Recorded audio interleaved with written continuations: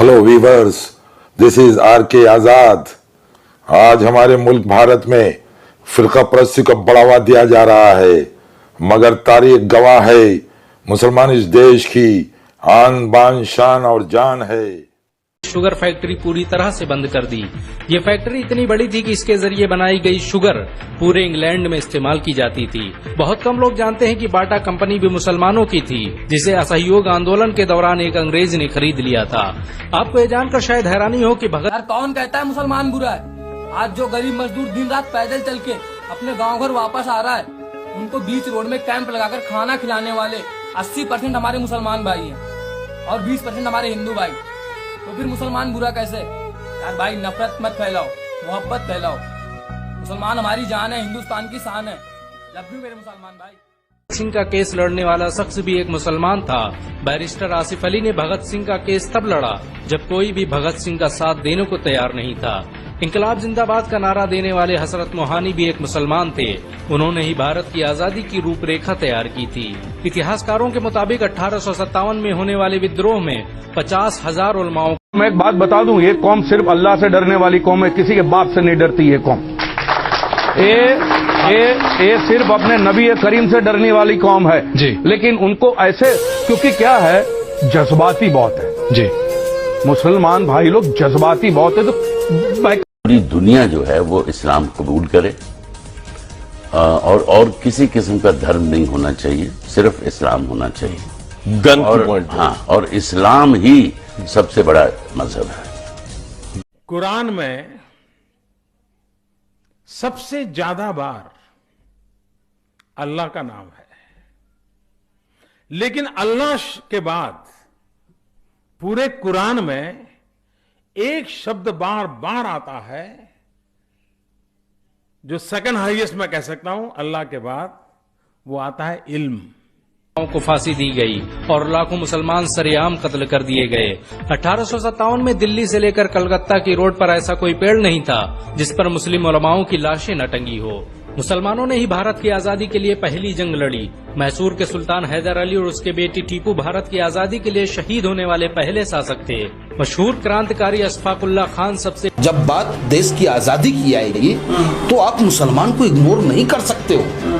जब 1857 की क्रांति में मेरठ से लेकर दिल्ली तक फांसी के फंदे पे लटका हुआ सर और टोपी और दाढ़ी जब आप महसूस करेंगे तो कम उम्र में फांसी पाने वाले भारत के पहले व्यक्ति थे।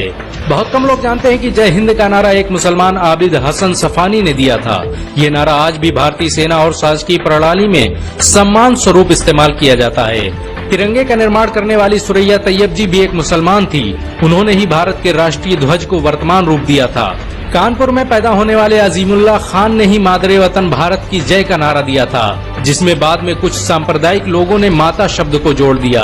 आपको ये जानकर शायद हैरानी हो कि भारत का पहला राष्ट्रीय गीत अजीमुल्लाह खान ने ही लिखा था।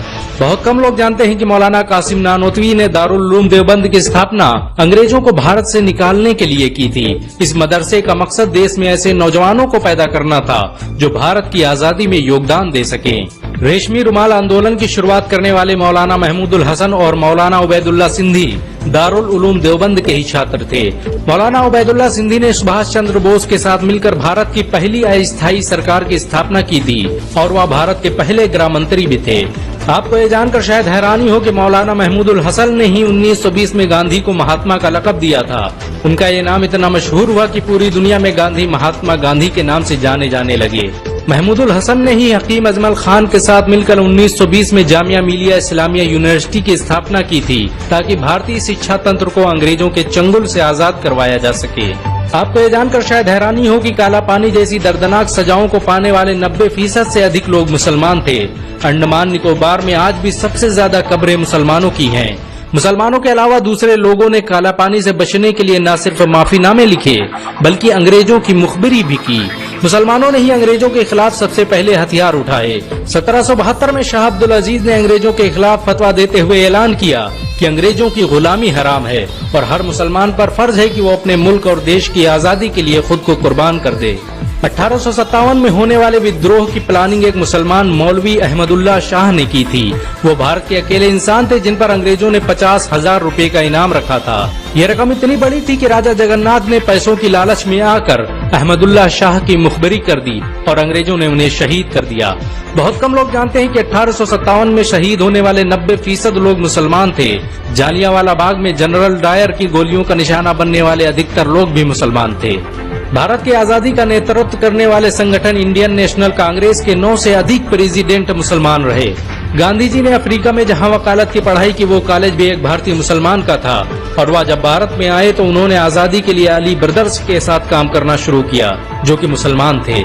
बहुत कम लोग जानते हैं कि 1921 में केरल के मुसलमानों द्वारा अंग्रेजों के खिलाफ लड़ी गई जंग में 3000 से अधिक मुसलमान शहीद हुए थे और 50,000 मुसलमानों के जेल में कैद कर दिया गया था। ये आंदोलन मोपला मुस्लिम आंदोलन के नाम से जाना जाता है।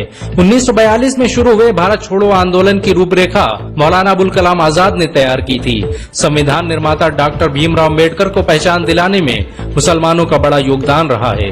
1946 में जब भीमराव अम्बेडकर दलित होने की वजह से इलेक्शन हार गए तो बंगाल मुस्लिम लीग ने उन्हें मुस्लिम इलाके से इलेक्शन लड़ने की दावत दी। इस तरह भीमराव अम्बेडकर संविधान सभा का हिस्सा बन सके। अगर मुसलमान भीमराव अम्बेडकर को इलेक्शन न जिताते तो उन्हें कभी भारत के संविधान को लिखने का मौका न मिलता। भारत की आजादी के लिए सबसे ज्यादा लेख, शायरी, गीत और किताबें मुसलमानों ने ही लिखी। अल्लामा इकबाल के जरिए लिखा गया सारे जहां से अच्छा आज पूरे भारत में गाया जाता है। आपको ये जानकर शायद हैरानी होगी कि देश के लिए शहीद होने वाला पहला पत्रकार मौलाना मीर बाकर एक मुसलमान था। भारत की आजादी के लिए मुस्लिम राजाओं और महाराजाओं ने अपने खजाने खोल दिए। कोलकाता के हाजी उस्मान सईद ने अपना सब कुछ भारत की आजादी के लिए कुर्बान कर दिया। हाजी उस्मान की अमीरी का अंदाजा इसी बात से लगाया जा सकता है कि 1920 तक कोलकाता में बनने वाला हर स्कूल और हर बड़ी बिल्डिंग उन्हीं की थी। कोलकाता के पहले सुपर स्टोर कैश बाजार की बुनियाद हाजी सईद ने ही रखी थी, लेकिन बाद में उन्होंने अपनी सारी दौलत देश को दान कर दी और खुद एक किराए के घर में रहने लगे। अमीर हमजा और अब्दुल हबीब यूसुफ मरफानी जैसे मुसलमानों ने अपनी अरबों रुपये की संपत्ति देश की आजादी के लिए कुर्बान कर दी। सुभाष चंद्र बोस द्वारा अफगानिस्तान में स्थापित की गई सरकार में 9 में से 5 मंत्री मुसलमान थे। भारत की आजादी के लिए देश भर में मौजूद मस्जिदों को किलों की तरह इस्तेमाल किया गया। इन मस्जिदों में सुबह शाम हर वक्त भारत की आजादी के लिए ऐलान हुआ करते थे। आजादी के वक्त कोई मस्जिद ऐसी नहीं थी जिसकी दीवारों पर मुसलमानों का खून न लगा हो। इन सब के अलावा ऐसे करोड़ों मुसलमान हैं जिन्होंने भारत की आजादी और उसकी अस्मिता के लिए अपना सब कुछ कुर्बान कर दिया। सच तो ये है कि भारत की आजादी मुसलमानों के बगैर मुमकिन न थी। भारत आज भी आजादी के लिए मुसलमानों